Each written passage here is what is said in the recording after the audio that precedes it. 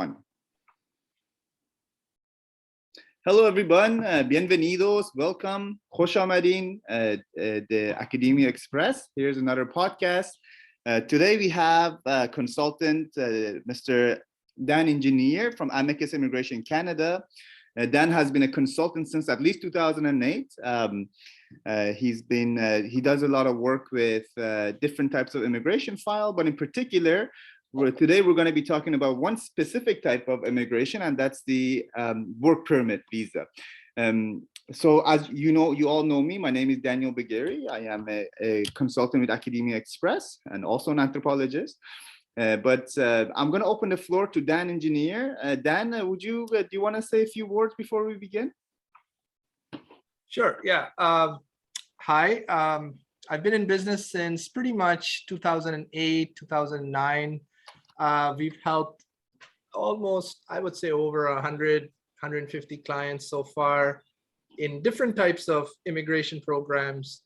Currently, the main program that is very popular right now is to come to Canada through PR based on a provincial nomination certificate. As you know, Canada has an aging population, and Canada has also 10 different provinces, and each province competes with the other provinces to get the best qualified applicants. So my practice is my business is located outside Toronto, Canada. I'm in the city of Mississauga. And Mississauga is a suburb of Toronto. And Toronto is the main destination, one of the main destinations for foreign workers, the other one being Vancouver and Alberta. The province of British Columbia gets a lot of foreign workers, as well as Alberta. Ontario is the biggest province in Canada, and it's the engine of the economy. A lot of businesses are located in Ontario, but the province itself is very competitive. It's not immigration friendly. They are getting a lot of different immigrants coming to settle in Ontario, so they're very picky. So we advise our clients to go to those provinces where they desperately need people. Great. So those provinces are in Eastern Canada.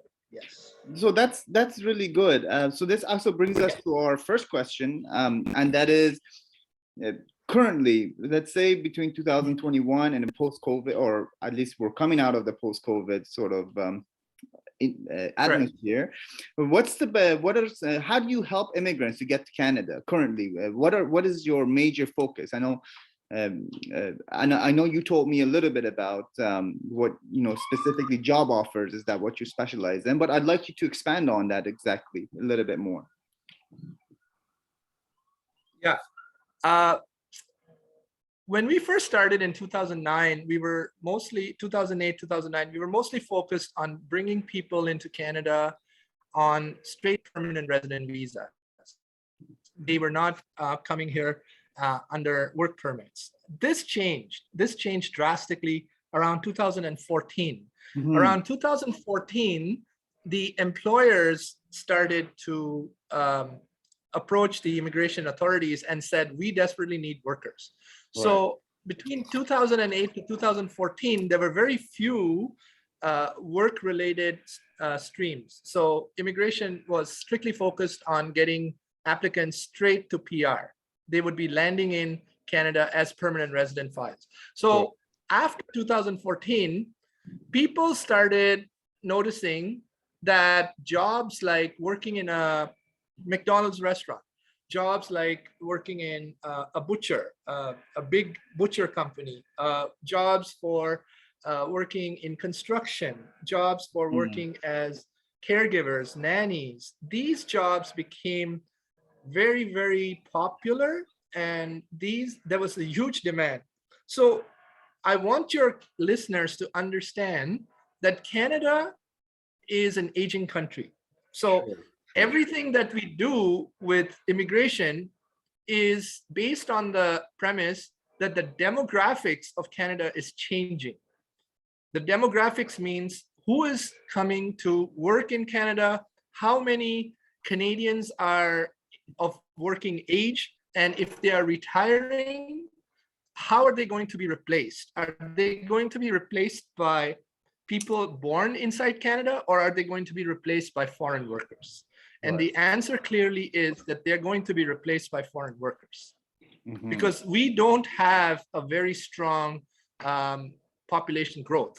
So for example, if one baby is being born and one person is dying, then the population growth is zero. Right. So, and then in many cases, it's negative. So all those provinces where the population is over 60 and the young people simply don't live there anymore because there are no jobs there, or for whatever reason, the young people have moved to the cities. In other provinces, we provide immigration and workforce to those provinces. Great. And the business people in those provinces call us. They call my office and they say, okay, you helped me 2 years ago. I got a cook from you. I have a restaurant. I need 2 other cooks, right? Sure. So we then say, okay, then, tell us how much you're going to pay them. Is English important? What kind of experience are you looking for? What kind of cook are you looking for?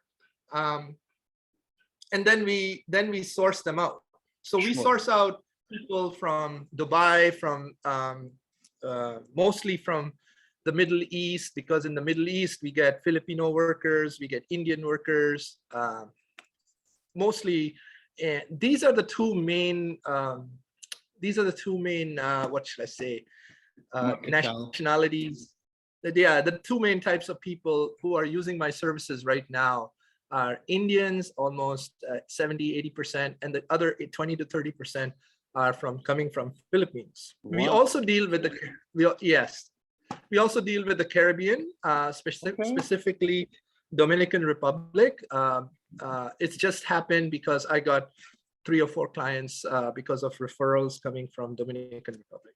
That's wonderful. So actually, this is great. You answered some of my questions beforehand, but moving on, can you briefly explain the job offer process? How does the job offer process work, more or less? Yeah. And then if you can make the distinction between the LMIA exempt job offer process versus the LMIA process. Correct. Please understand that immigration is based on economic needs, right? So under every immigration stream, there has to be a direct benefit to Canada in terms of economics. Right. This is something that your clients and hopefully potentially my clients in future will understand, that what they bring to the table is the fact that they are bringing 2 or 3 things. A, they're young. They're going to work in Canada for a long time. They don't want somebody who is 50 years old. They want younger people, like in their 30s, 40s, mid-20s. And they want people who speak English and they understand the needs of the employer, okay? So what happens in a work permit situation is that my client is, there are 2 clients for me. One is the employer. He's my client because he wants workers, right? And the workers are also my client because I make their work permit, correct? So the employer approaches me and says, okay, we are looking for, let's say, for example, Tim Hortons. Right. Tim Hortons is a coffee shop. It's a very busy coffee shop chain. They have over 1,000, I don't know how many thousand coffee shops they have around the world. They are constantly in need of hospitality and coffee workers in the serving coffee as supervisors, as team members, and as assistant managers. Okay. These guys will say, okay, Dan, I've been in business for 2 years, 3 years, whatever. The Canadian staff is simply not enough. I need foreign workers. That's right. Okay. Mhm. So then we make an application for what is called a labor market impact assessment, LMIA. So the LMIA is an application that is made with Service Canada. Service Canada is the agency that gets involved with the work permit process before immigration. Right. What Service Canada does is they want to make sure that the employer is advertising for Canadians first. Mhm. Okay. Mhm. So there are two things they're concerned about. A, is this a genuine employer? Is this employer going to give first chance to Canadian people and permanent residents? And only after he cannot fill the position by these Canadians, then he's going to go ahead with the foreign workers. So my job is to say, okay, this guy is a genuine employer. He has 40 people working for him. He needs 10 more. He needs 8 more. He's going to offer the positions for crew member, team member, supervisor, assistant manager, whatever. We then place ads. Mhm. These ads are placed in Canada, and they're available to foreigners if they want to see those ads. We run those ads for 30 days, and then if the positions are not filled, That's right. these positions are then filled by foreign workers. There is an interview process. They will be interviewed. They will be shortlisted, interviewed, and then offered a written job offer. Mhm. The job offer has to be written and signed. Right. And this is very important. There are a lot of bogus consultants. These people are not real consultants. They are basically fraud con artists. Mhm. They make bogus work permits. They make work permits on other people's company letterheads, and they sign bogus names. So like And they falsified basically information, in other words, falsified information. they or show Mhm. anybody who knows Photoshop can make anything they want these days. Right. So they can make a bogus job offer and then use that job offer and demand $4,000, $5,000 as a deposit, and then take the money, and there is no job and they run away. So that's actually So really it is important. important. That's a very important point. I just want our listeners to take note that not every job offer is a genuine job offer, and not every consultant are genuine consultants. Is a real So consultant. be very careful with this issue. So that's very good. Thanks for mentioning that, Dan. Exactly. You're welcome. So, like I said, you can check me out on Google. You can check me out on the RCIC website. I'm sorry, now they're known as CICC, Citizenship and Immigration Consultant, College of Citizenship and Immigration. That's right. So if you go on this website and it says find a consultant, Mhm. you will get a list of consultants who are licensed and who are active. And That's you will right. also get names of consultants whose licenses have been canceled, and they are fined for doing different Fraudulent activities. That's illegal. fraudulent activities. Yes.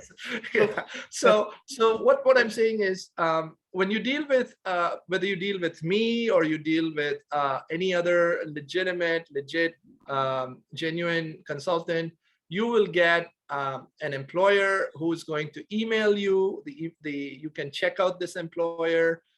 You can work with the reputation of the consultant. And then based on that, you have to eliminate the fraudsters. And there's a lot of fraud guys out there. That's right. The way you find out that they're fraud is the way their English, the way their job offer is designed you can read the job offer and just say this is a bogus job offer, because the English is so full of mistakes. It would not be written by a person who is living in Canada. So right? And thank you. Yeah. That's wonderful. Thank you, Dan. And another aspect, now we talked a little bit about the LMIA process. Can you elaborate on the type of job offer that don't require, or the type of programs that are LMIA exempt? Yes. There are LMI exemptions. There are close to 15, 16 LMI exemptions. as well as there are 3 different kinds of LMIAs. So you could have an LMIA under the temporary foreign worker program. This kind of LMIA allows for a 2-year work permit. And after the 2 years are up, you can go back or renew it for another 2-year work permit. Then there is an LMIA for PR. This is a separate LMIA. And this LMIA gives you 50 points towards your PR profile if you have a profile in CEC or in Express Entry, okay? There are different kinds of exemptions. One of the main exemptions are if you come to study in Canada as an international student, you then get what is known as a postgraduate work permit. That's right. Okay.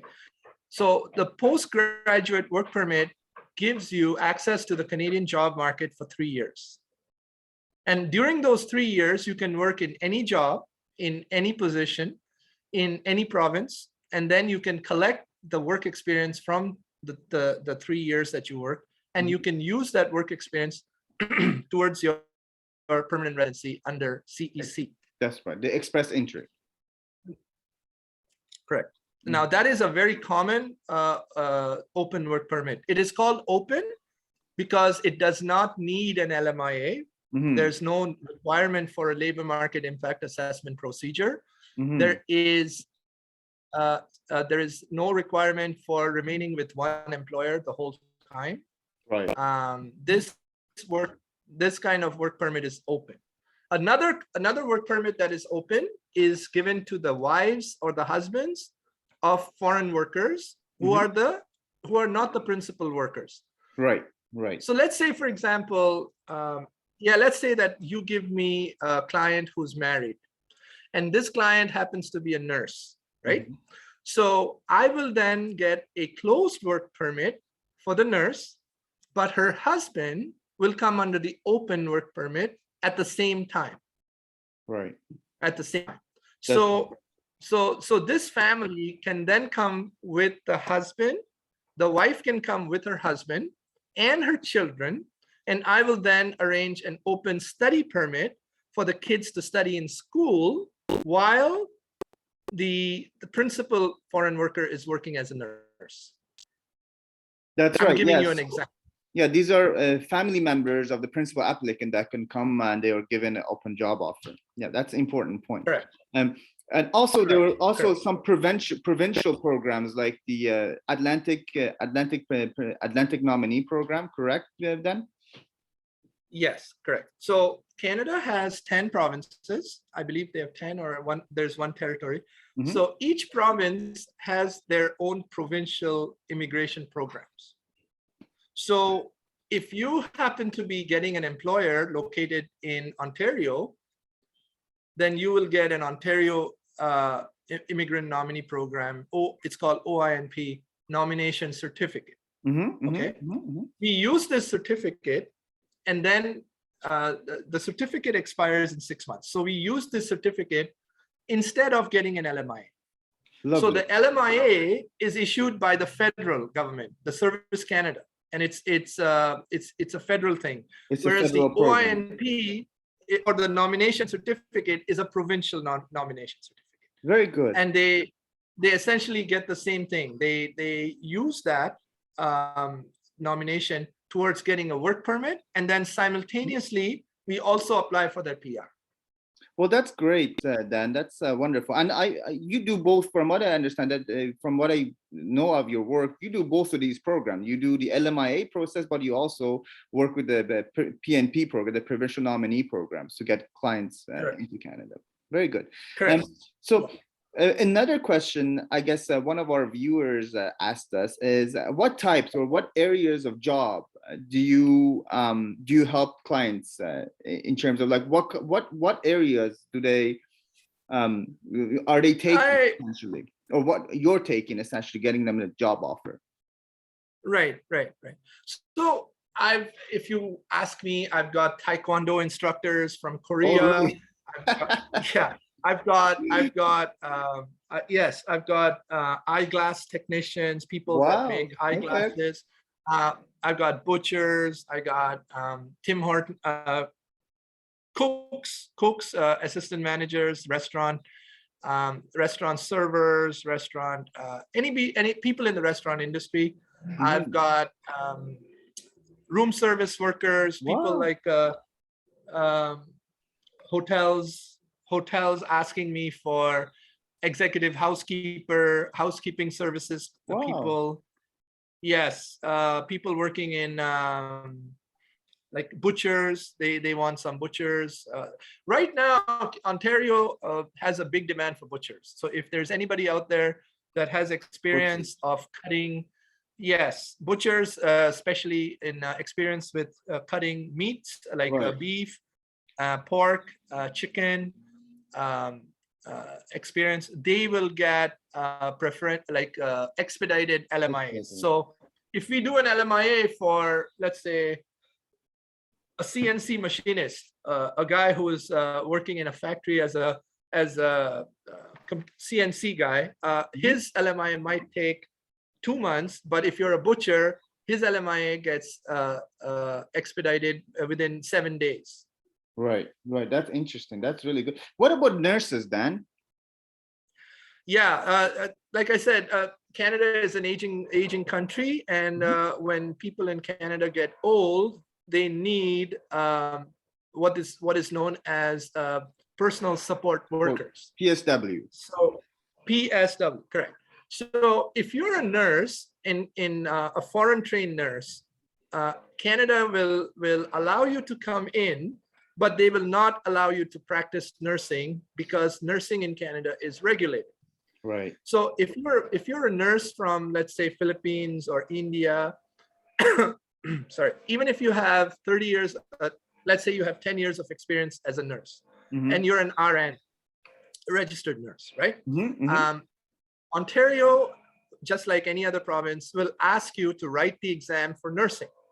Right. So because nurses make $39 to $40 an hour, registered nurses. That's correct. That's correct. Yes. That is good money. That is.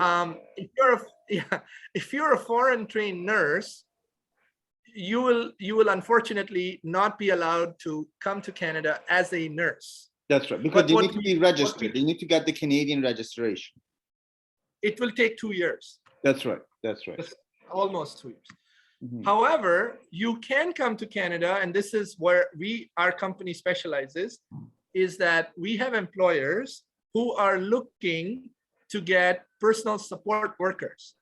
So there is such a demand for personal support workers right now that we could probably fill all the positions that we get. Wow. Yeah, like I'm talking like thousands. So if I get 25 to 30 nurses in a year, I'm happy with that. So here's the thing: we do have a lot of our clients who might not be nurses in particular, but they have quite a bit of experience working as nannies or working with kids and taking care of kids. Would those clients also be eligible, do you think? Yes and no. Okay. So we have a separate nanny program. It's called HCCP, the Home Caregiver Program. Okay. Home Child Caregiver Program isn't that program closed for the moment? It's completely closed. It closed in 7 days. So basically, it opened on I believe it closed on January the 17th after like maybe 15 days or something, right? Oh. So no more nannies can come in until next year. Okay. Now the big problem is that nannies are not nurses. All right. That's correct. So there are two kinds. There are two kinds of nurses. Two kinds of nannies. There are nannies that take care of children, and there are nannies that take care of elderly people. Right. The ones we are interested in is the people, the nurses who are either registered. Yes, because the clients are different, right? So I don't get clients with 4 children asking me for a nurse, right? That's right. My clients are typically agencies. They are agencies that send nurses and PSWs to clients' home for 2 hours at a time, 3 hours at a time, and they go to 3 different clients in one day, and they finish their 8 hours. That's right. from what I understand as well, another benefit of the PSW is that they could come here as a personal support worker, and in this 2 years time working, they could be in the process of getting their nursing license registered in Canada. Exactly. And also within 1 year, they can actually become a permanent resident with their whole family with them. That's great. So it's a win-win situation. I just got off the phone 10 minutes ago after I spoke to you, Daniel. The lady from New Brunswick is a province in Eastern Canada, called me and said they need 25 nurses between now and next year. And she's just a small company. It's because they have a 6-month waiting list. So they're turning clients away because they don't have the staff, right? Now, you got to understand, they only have 60 staff. Right. They don't have a lot of staff, right? In Ontario, we have agencies that have 2,000 staff, right? Wow. They have, because Ontario is so big and most of the province, most of Canada population is concentrated in Ontario and Quebec. So what I'm trying to say is you don't have to come to Ontario. You can go to Eastern Canada. That's right. Right? In smaller towns that have absolutely dire need of PSWs, personal support workers. I cannot stress this enough, right? And as long as you can speak English at a level called CLB5, all right? Okay. So we'll get into that in a second. Now that's comparable. That's comparable, I think, to IELTS level 5.5 or 6, isn't it? It is IELTS, yeah. So for immigration, you only need CLB 4, which is IELTS 3.5 in reading, 4, 4, 4, and 5. Okay, but for the employers are looking for people who can speak good English. We say IELTS. The employer, my employer, okay, is looking for somebody who can speak at CLB 5. But right. Immigration will accept CLB 4. I understand. Very nice. Thank you, Dan. Yeah, because if you have dementia, right? Most of these, you listening? Dementia patients are very irritable. They get irritated, right? And their mother tongue is English. So if you don't understand them, that's correct. Basically, they will get irritated, right? That's right. So it's like I'm just saying, it's not a deal breaker if you don't have high IELTS, but as long as you speak English, if you can speak English better than CLB 4, 5, you're in a good shape. That's correct. Yeah. And so you could be low in reading, writing, but if you're good in listening and speaking, it's okay. That's great. And this is the personal support worker, and this is a provincial program, correct, Dan? This is a provincial program in 4 provinces in New Brunswick, Nova Scotia, Newfoundland, and PEI. Okay, great. So I'll make sure. We also have this. Yes. This is the one that I would be very interested in working in because the PR comes within 6 months. Lovely. Okay. In Ontario, the PR takes 24 months. I understand. And we'll make sure to put the information below this video so that people could follow. Dan, how long does this process take normally? So Say again?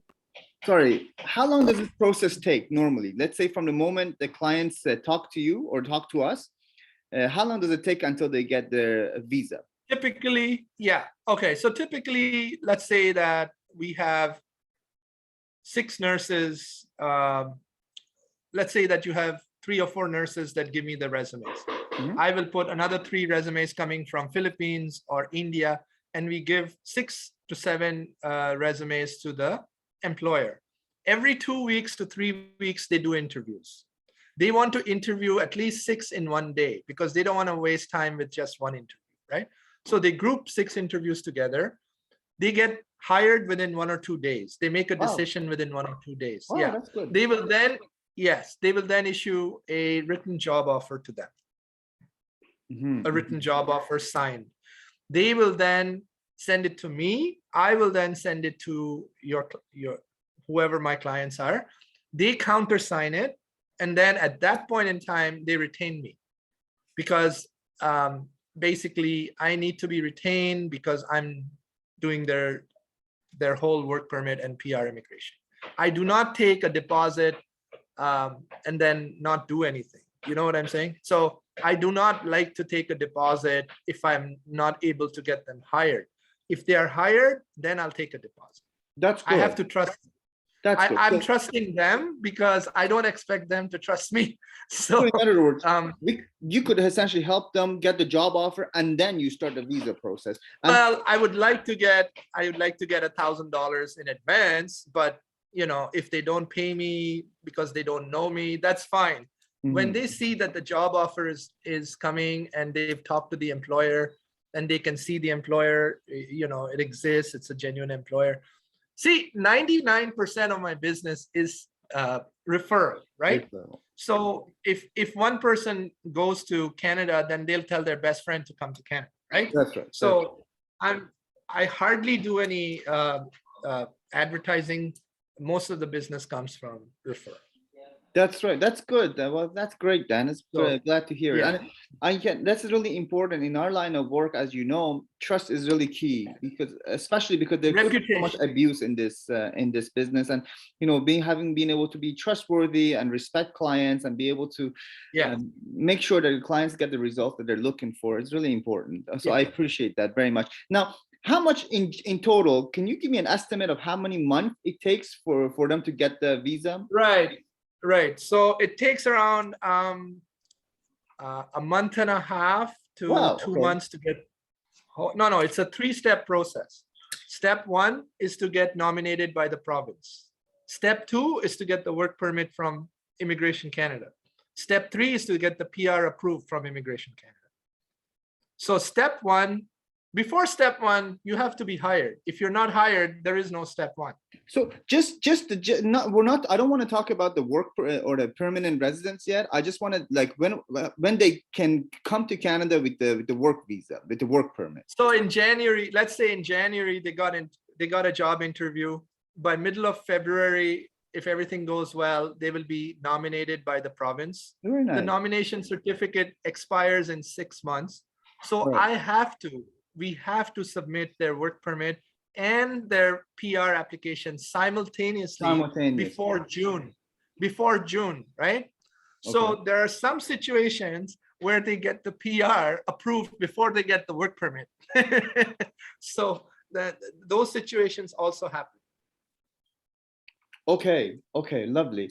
Well, that's great, Dan. And then what's in your experience, what's the level of success for these kinds of application, the work permit application, in terms of like getting their visa and their PR? But let's say get it a work permit.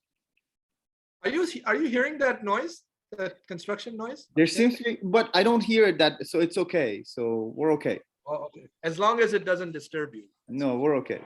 So yeah, work permits take around a month to 4 months, 1 month to 4 months. Okay. And then my success ratio is almost 80% or 90% because I take only those people who I feel are very, very strong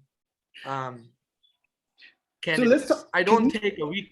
For example, if the guy is applying for a work as a cook, right? And he hasn't done cooking, but he's a manager of a restaurant, I'm not going to take that guy as a cook. Of course, yeah. Right? Yeah. Like some people do, right? They take a guy who is a restaurant manager and they want to apply to immigration as a cook. And then they get refused. And then they say, he got refused, sorry. Like, no, I don't do that, right? So I'm very specific. I'm kind of picky. So once you get a good client, then why wouldn't he be approved? That's right. Yeah. So if I'm getting a nurse, I'll tell the nurse, listen, I don't think you have any problem getting approved because you are a nurse, right? So then my job is to show that she has the paperwork, the license, the experience letters, the certificate, the payroll, the recommendation letter from their boss, and then she gets approved. Great. Yeah, that's wonderful. And then just considering the time, Dan, I think we might be running out of time very quick. So just in a final, like a final thought, just to wrap everything up. Right now, let's say within the next 6 months, what kind of jobs are you looking for? What kind of communities are you, or not necessarily communities, but like people with expertise? What types of jobs are we looking for? What type of openings do you have, in other words? That's a great question, Daniel. I'm actually looking for nurses. Nurses, okay. Without a doubt. For the PSW program. Exactly. They have to be RN. They have to be registered nurses in their home countries, wherever they come from. I need to see their license. They need to get their education assessed under WES. There is a procedure. We will discuss that when they talk to me. Mm-hmm. And number two, I'm looking for butchers, like people who have experience, as retail butchers and working in shops, mm-hmm. but also industrial butchers working in slaughterhouses. Now, I see a problem with that because people who are working in these places don't necessarily have any English, right? So yes. If they don't speak English to their boss, how are they gonna understand what they're doing, right? Mm-hmm. So they might be good candidates, but unless they learn English, I can't really do anything with that. That's okay. That's understandable. So then, and also nurses too. Nurses also need to speak English. Of course. Well, any final thoughts then before we wrap this up?